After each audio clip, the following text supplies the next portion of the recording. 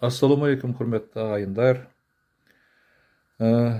Сіздерге кере тамыр жайлы айтайын деп отырмын. Кере тамырды мен тиктокқа қойсам, қойғызбай өшіріп тастап жатыр. Сол себептен сіздер WhatsAppқа шығып жазыңыздар, сонда телефон нөмірі бар, хабарласыңыздар. Бұл кере тамырдың қасиеті, ол бүкіл ішқұрылыс ағзасын емдейді дегенді, полностью. Сол себептен сіздер кере тамырды пайдалансаңыздар, өте үлкен пайдасын аласыздар. Оның қасиетін өздеріңіз білесіздер, талай рет айтып отырмын кісілерге. Талай адамдар емделіп шығып жатыр, рахметтерін айтып жатыр, өте ризашылығын білдіріп.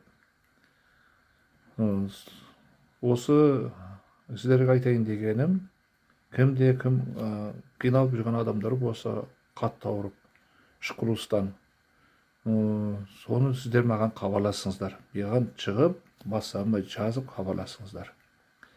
Міне лайк қойып, сіздер мені қолдап отырғандарыңызға көп рахмет айтамын сіздерге.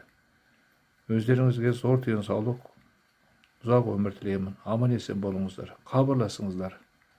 Кере тамырды алып ішіп емделем десеңіздер, осы WhatsApp-та жазып хабарласыңыздар. Аман есен болыңыздар.